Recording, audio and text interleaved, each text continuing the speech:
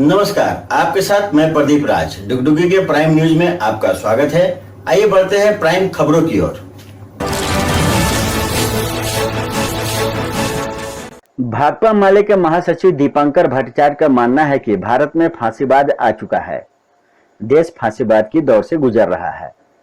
बुधवार को निरसा में डुगडुगी न्यूज के साथ खास बातचीत में उन्होंने कहा कि जैसे जैसे समय बीत रहा है, सरकार हिंसक तरीके से फासिस्ट एजेंडे लागू कर रही है। 84 साल के फादर स्टैन स्वामी के साथ जो किया गया वो फांसीवाद ही तो है। दीपांकर भट्टाचार्य ने कहा कि संविधान के साथ जो हो रहा है ऐसा पिछले 75 वर्षों में कभी नहीं हुआ। अपनी आजादी को फिर से वापस पाने के लिए आर पार की लड़ाई की जरूरत है।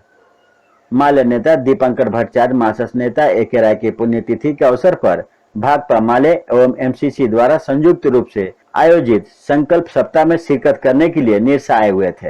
हमारे देश में फांसीवाद का ही दौर चल रहा है और जैसे जैसे समय बीतता जा रहा है और ज़्यादा सत्ता इनके कब्जे में आ रही है, उतना ही इनका फासिस्ट एजेंडा और हिंसक तरीके से लागू हो रहा है। अब जिस तरीके से फादर स्टैन स्वामी की हत्या हुई, अब एक 84 साल के बुजुर्ग को झूठे मुकदमे में जेल में डाला गया। पानी पीने के लिए, सीपर के लिए, स्ट्रॉ के लिए भी कोर्ट में अपील करनी पड़ी। ये फांसीवाद नहीं है तो अब क्या? दीपांकर भट्टाचार्य ने आज के दौर की तुलना अंग्रेजी शासन से की है। उन्होंने कहा कि आज के दौर की तुलना 1975 के इमरजेंसी से नहीं हो सकती। इसकी तुलना अंग्रेजी सरकार से कर सकते हैं। उन्होंने कहा कि आज कहीं कोई विरोध की आवाज उठाए तो उसे यूएपीए लगाकर जेल में डाल दी जाती है। ऐसा पहले कभी नहीं हुआ। जिस स्केल पर कहीं कोई आवाज हो तो उनको यूएपीए लगा करके जेल में डाल दो, ऐसा तो पहले नहीं था। इसलिए आज की जो सरकार है, हमें लगता है इसकी तुलना इमरजेंसी से नहीं हो सकती, इसकी तुलना अंग्रेजों से होगी। और इसीलिए सुप्रीम कोर्ट ने बिल्कुल सही सवाल पूछा है कि आखिरकार ये सिडिशन कानून जो अंग्रेजों ने बनाया था आज़ादी के आंदोलन को दबाने के लिए, आज़ाद हिंदुस्तान में केंद्र सरकार को ऐसे कानून की आवश्यकता क्यों है? दीपांकर भट्टाचार्य ने कहा कि ऐसी सरकार से मुक्ति पाने के लिए जोरदार आंदोलन की जरूरत है। व्यापक विपक्षी एकता और हर तबके के जबरदस्त आंदोलन से ही बदलाव आएगा। उन्होंने डुगडुगी न्यूज के साथ खास बातचीत में कहा कि देश में विपक्षी एकता की जरूरत है, लेकिन कागजी और निष्क्रिय एकता से काम बनने वाला नहीं है। सक्रिय एवं जुझारू एकता की जरूरत है। उन्होंने आंदोलनों एवं संघर्षों में एकता की जरूरत पर बल दिया। में स्वास्थ्य और शिक्षा में सरकारी व्यवस्था को बेहतर बनाने के लिए होना चाहिए और आंदोलनों के साथ साथ व्यापक विपक्षी एकता, कारगर एकता, एक तरीके से आंदोलन करने वाली एकता। अगर कोई निष्क्रिय किस्म की विपक्षी एकता बने, वो कागज पर जितनी भी बड़ी बने, निष्क्रिय एकता से कुछ काम बनता नहीं है। सक्रिय एकता, जुझारू एकता, आंदोलन में संघर्ष में एकता, तभी जाकर के बात बनेगी। दोनों, एक विपक्ष की व्यापकता में एकता और साथ साथ जबरदस्त देश के हर तबके का आंदोलन। भाकपा माले के महासचिव दीपांकर भट्टाचार्य ने बिहार के संदर्भ में कहा कि बिहार में आरएसएस की सरकार चल रही है। कहने को नीतीश मुख्यमंत्री हैं, लेकिन उन्होंने आरएसएस के समक्ष पूरी तरह से समर्पण कर दी है। डुगडुगी न्यूज के साथ बातचीत में उन्होंने कहा कि नीतीश की सरकार वादा खिलाफी, घोटालों एवं तथ्यों को छुपाने वाली सरकार है। उन्होंने कहा कि बिहार में सरकार बदलने के लिए जनादेश मिला था, लेकिन सरकार नहीं बदली। इसके बावजूद एक मजबूत विपक्ष है जो सदन के अंदर एवं सदन के बाहर सरकार से लड़ने के लिए तैयार है। नीतीश जी पूरी तरह से आरएसएस के सामने सरहद कर दिए हैं और आरएसएस की सरकार चल रही है, भले ही मुख्यमंत्री का नाम नीतीश कुमार। मार्क्सिस्ट नेता ए.के. राय की पुण्यतिथि के मौके पर भाकपा माले और मार्क्सिस्ट ने संयुक्त रूप से संकल्प सप्ताह का आयोजन किया। बुधवार को निरसा में मार्क्सिस्ट के पार्टी कार्यालय परिसर में आयोजित संकल्प सप्ताह में भाकपा माले के महासचिव दीपांकर भट्टाचार्य ने मुख्य वक्ता के रूप में शिरकत की। इस मौके पर विधायक विनोद सिंह, आनंद महतो, हलधर महतो एवं अरूप चटर्जी भी उपस्थित थे। पैदल चल करके जाते हैं। आज तो कहीं एक पंचायत में कोई मुखिया भी बन जाए तो तुरंत गाड़ियों का काफिला चलने लगता है, लेकिन पैदल चल करके कॉमरेड ए.के. राय संसद पहुंचते थे और संसद में जब बात उठाते थे तो बात कोयला मजदूर की सिर्फ नहीं होती थी, सिर्फ झारखंड की बात नहीं होती थी। 74 के हड़ताल में जो रेलवे के मजदूरों जिनकी नौकरी चली गई थी, जो रेलवे के नौकरी चली गई थी, मजदूर हड़ताल में शामिल होने के मार्क्सवादी समन्वय समिति दहीबाड़ी कार्यालय में कॉमरेड ए के राय का दूसरा श्रद्धांजलि दिवस मनाया गया, जिसमें 1 मिनट का मौन रख उनकी फोटो छाया पर पुष्प हाथ डाल श्रद्धा सुमन अर्पित की गई। साथ ही उनके सादगी भरा व्यक्तित्व को याद किया गया। मौके पर क्षेत्रीय सचिव बबलू दास ने बताया कि कॉमरेड ए के राय स्वच्छ छवि के व्यक्ति थे। झारखंड राज्य अलग आंदोलन में उनकी सक्रिय भूमिका रही थी। वह एक केमिकल इंजीनियर भी थे, पर कोयला मजदूरों के पीड़ा शोषण को देखकर लाल झंडा थाम लिया था और आंदोलन में उतर गए। उन्होंने जेपी आंदोलन में भी हिस्सा लिया था। आज युवा पीढ़ी को उनके बताए हुए मार्ग पर चलने की आवश्यकता है।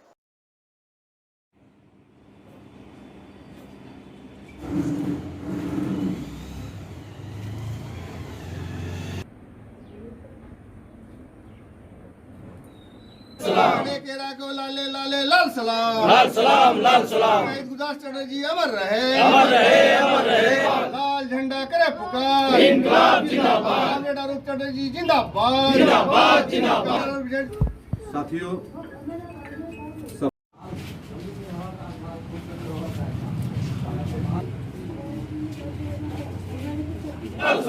के राको लाल सलाम के राको लाल सलाम के राय अमर रहे लाल झंडा जिंदाबाद चटर्जी अमर रहे गुरदास चटर्जी जिंदाबाद इनकलाब जिंदाबाद लाल झंडा जिंदाबाद। आज हम लोग मास्टर सब बीसीक्यू कार्यालय दहीबाड़ी में कॉमरेड ए के राय के द्वितीय पुण्यतिथि पर हम लोग उनको श्रद्धा सुमन दिया गया। वो एक प्रभावशाली व्यक्ति होने के बावजूद भी जितने साधारण जीवन व्यतीत किए, उनसे उनके कार्यों को द्वारा हम लोग को प्रेरणा लेना है और उनके बताए हुए रास्ते पर हमें चलना है, जिससे गरीब गुरुओं विशेषकर मजदूर वर्ग के लोगों को उनके अधिकार दिला सके।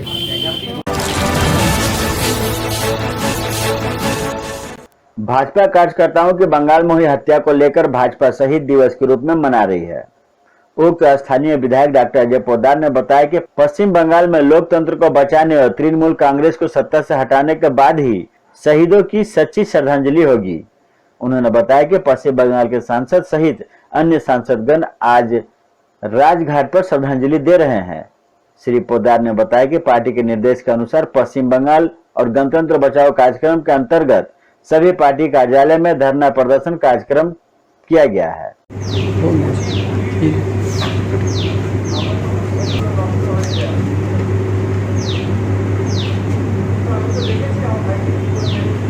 आज पश्चिम बंगाल ही नहीं, पूरे भारत में भारतीय जनता पार्टी के जो कर्मी शहीद हुए हैं उनको श्रद्धांजलि देने के लिए और पश्चिम बंगाल में गणतंत्र बचाने के लिए और पश्चिम बंगाल को बचाने के लिए भारतीय जनता पार्टी के राज्य से वर्चुअल मीटिंग चल रही है और सारे मंडल में, सारे विधानसभाओं में, सारे जिला ऑफिसों में ये कार्यक्रम किया जा रहा है। भारतीय जनता पार्टी के सांसद आज राजघाट पर जाकर इसके लिए श्रद्धांजलि दे रहे हैं और राजघाट पर मौन रखकर वहां पर भारतीय जनता पार्टी के कार्यकर्ताओं को जो शहीद हुए हैं उनके लिए मौन रखा गया है। आज भारतीय जनता पार्टी को जिस तरह बंगाल में 3 से 77 हुई है और हमारे शहीदों को सही श्रद्धांजलि उसी दिन मिलेगी जिस दिन हम लोग तृणमूल को 213 से 0 पर ले आएंगे, भारतीय जनता पार्टी का शासन बंगाल में स्थापित करेंगे, वही दिन सच्ची श्रद्धांजलि होगी हमारे कर्मियों को।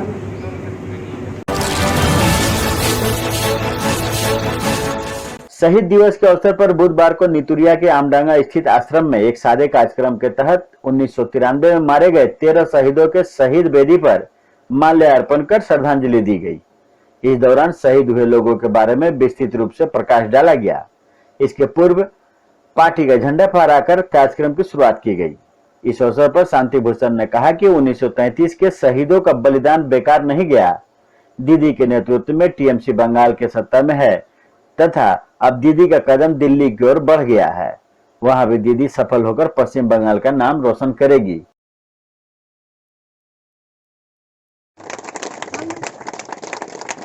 वंदे मातरम, वंदे मातरम। मुद्रा ब्लॉक तृणमूल कांग्रेस जिंदाबाद, मुद्रा ब्लॉक तृणमूल कांग्रेस जिंदाबाद, বাংলার অগ্নিকন্যা মমতা ব্যানার্জি जिंदाबाद।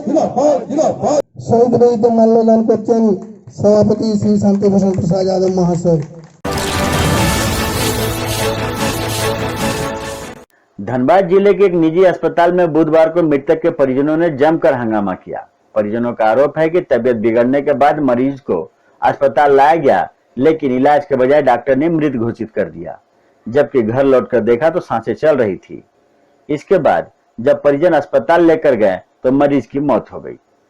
दरअसल कतरास के दरदा बस्ती के रहने वाले 45 साल के मोहम्मद शरीफ अंसारी अपनी ड्यूटी से बकरीद की नमाज अदा करने घर पहुंचे थे।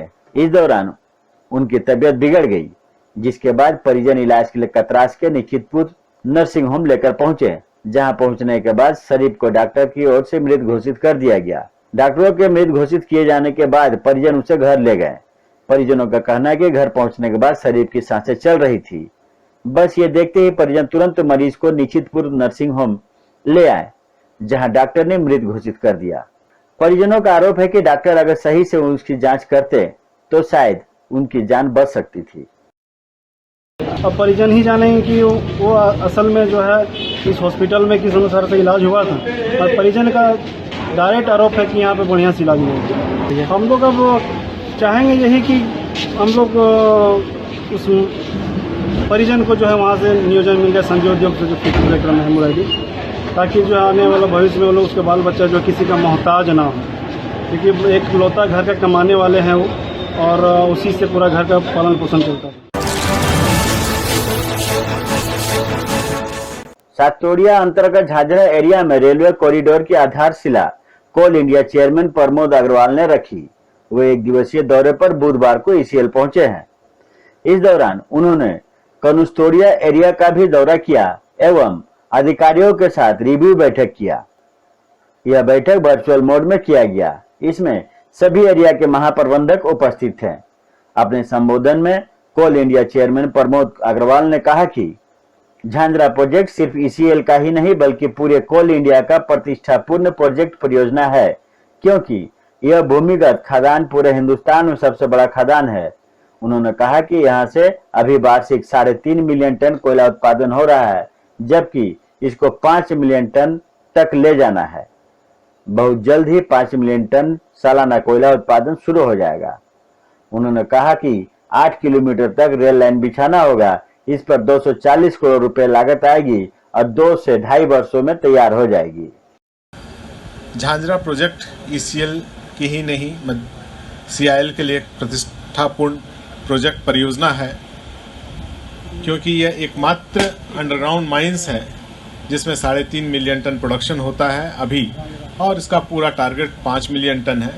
जिस दिन 5 मिलियन टन प्रोडक्शन शुरू हो जाएगा, शायद आज भी ये हिंदुस्तान की सबसे बड़ी अंडरग्राउंड माइंस है, और इसको मैकेनाइज्ड और अधिक करने के लिए आवश्यक है कि यहाँ पर सीएचपी और रेल लाइन की स्थापना हो सके, जिससे जो कोयला प्रोडक्शन हो उसका इवैक्यूएशन भी सहज तरीके से हो सके, एक मैकेनाइज्ड तरीके से हो सके।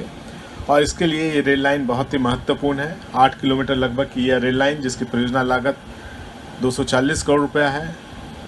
उम्मीद है कि यह अगले 2-2.5 वर्षों में तैयार हो जाएगी। जब तक सीएचपी तैयार हो, उसके साथ साथ इसका पूर्ण होना आवश्यक है, ताकि कोई भी इन्वेस्टमेंट व्यर्थ न हो या उसकी उपलब्धता या उपयोगिता पूर्ण हो सके। इस परियोजना की परिकल्पना लगभग 3 दशक पहले हुई थी।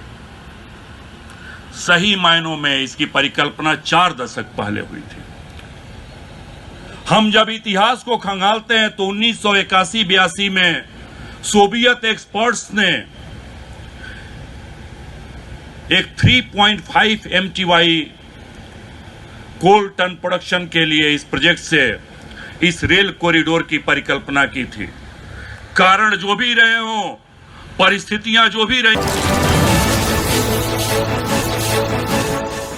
सोदपुर एरिया के चीनाकुड़ी 3 नंबर कुलेरी कोयला डिपो के पास सड़क किनारे बनाए गए आवास को खाली करने को लेकर ईसीएल आवास मालिक को नोटिस दिया है, जिसके कारण आवास मालिकों में हड़कंप मचा हुआ है।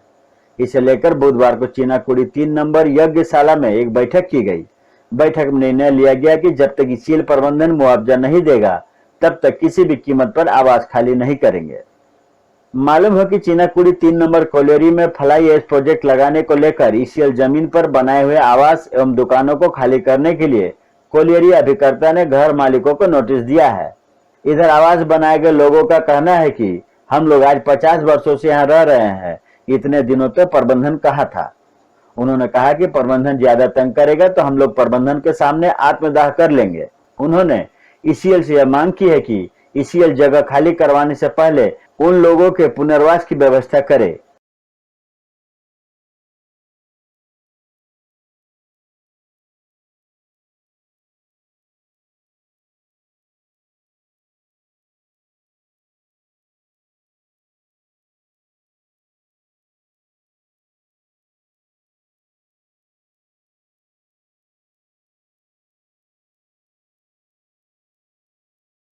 हम लोग चाहते नहीं तोड़ेंगे, हम लोग कहाँ जाएंगे? हम लोग का पास कुछ नहीं है, हम लोग कमाने खाने वाला आदमी है भैया। हम लोग कमाएंगे खाएंगे जहाँ हम लोग बना दिए हैं दादा लोग, हम लोग यहाँ सब दिन बस किए हैं 55 साल तक, हम लोग का सब यहीं पर बासी है। और हम लोग को उजाड़ देगा अभी घर हम लोग कहाँ रहेंगे? बच्चा लोग हम लोग कहाँ जाएंगे? हम लोग का यहाँ पर सब चीज हम लोग खराब हो जाएगा, पढ़ाई लिखाई। हम मैनेजमेंट से यही दरखास्त करते हैं कि हम लोग 50-60 साल से रह रहे हैं, अगर आपको तोड़ना ही है तो हम लोग व्यवस्था करके दीजिए, अभी रिटर्न में दीजिए हम लोग को। आपको घर के बदले घर दे तभी जाकर हम लोग घर खाली करेंगे, नहीं तो इसका भी हम लोग विरोध करेंगे। वो घर चाहिए तो चाहिए, व्यवस्था हो उसके बाद रिटर्न में दे। हम लोग जहाँ कितना हम लोग 8 साल तक रहे हैं। हम लोग का यही डिमांड है कि मैनेजमेंट से कि हम जो यहाँ पर 100 साल 60 साल 50 साल से हम लोग यहाँ हैं, जब से जन्म हुए लगता है यही मेरा गांव, यही मेरा प्रदेश, यही मेरा सब कुछ है। पहला बात। दूसरा है कि हम लोग यहाँ पर सब बेकारी आदमी हैं, किसी के पास इतना पैसा नहीं है कि हम बेकारी और सरकारी ज़मीन में हट के दूसरा जगह रहें। मजबूरी है हम लोग को यहाँ पर है और बेकारी है, और हम लोग बेकार रह के जीवन यहाँ किसी तरह जीना चाह रहे हैं। किंतु यहाँ मैनेजमेंट अचानक एकाएक आता है और कहता है कि आप लोग यहाँ से चले जाएँ। अब बताइए आप लोग कि हम लोग कहाँ जाएँ? यहाँ जब से हम लोग जन्म लिया और अभी तक की उम्र में हम लोग को लगता है यही मेरा देश है, यही मेरा जगह है। कोलेरी मैनेजमेंट हम लोगों का घर का नोटिस दिया है कि आप लोग 7 दिन के अंदर घर खाली कर दें। आज हम लोग 70 साल से यहाँ पर रह रहे हैं, हमारा पूर्वज यहाँ पर काम किए, इस खदान को खोदे हमारा दादाजी, हमारा पापा यहाँ काम किए, उस समय से हम लोग यहाँ रह रहे हैं। आज एकाएक कोलेरी का क्या ऐसा ज़रूरत हो गया जो उन्हें ज़मीन चाहिए, वो भी छोटा मोटा सा ज़मीन जो कि 2 रूम अच्छा से नहीं है। हम कोलेरी से यही डिमांड करेंगे और हम अपना प्रस्तावना यही रखेंगे कि हर हालत में जान चला जाए तो चला जाए, किंतु हम घर खाली नहीं करेंगे। आसनसोल दुर्गापुर के पुलिस कमिश्नर अजय ठाकुर एवं अन्य अधिकारियों और रेफ के जवानों को लेकर बड़ाकर फाड़ी परिसर से बड़ाकर स्टेशन तक रूट मार्च करते हुए बेगुनिया तक गए। इस बीच बड़ाकर स्टेशन रोड स्थित मस्जिद के मौलाना से मिले और बकरीद की मुबारकबाद दिया। इसके साथ साथ मौलाना से जानकारी भी ली कि उक्त मस्जिद में नमाज होने में किसी प्रकार की कठिनाई तो नहीं हुई और किसी प्रकार की असुविधा तो नहीं है। बकरीद के दौरान बड़ाकर के मस्जिदों के आसपास के अलावे कई संवेदनशील स्थानों पर पुलिस बल तैनाती की गई थी।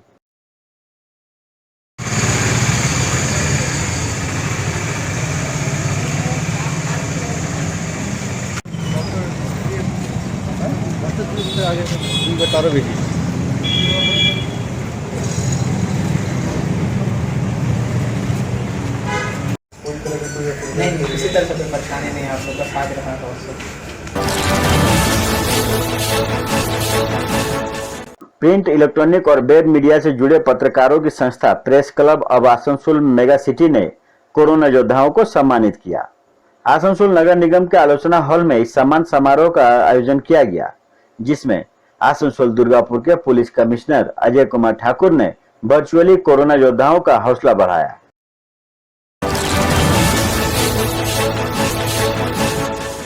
धनबाद शहर के रणधीर वर्मा चौक पर एनसीसी के कैडरों ने बुधवार को शहीद रणधीर प्रसाद वर्मा के प्रतिमा की साफ सफाई की।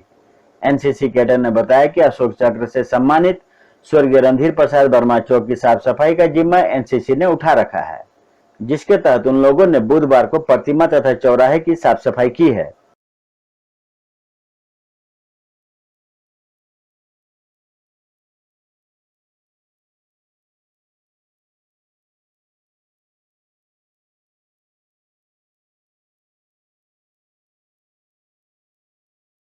तो ये थी अब तक की खबरें। आप देख रहे थे डुगडुगी न्यूज। अब मुझे दीजिए इजाजत और हमारे चैनल को सब्सक्राइब जरूर करें। नमस्कार।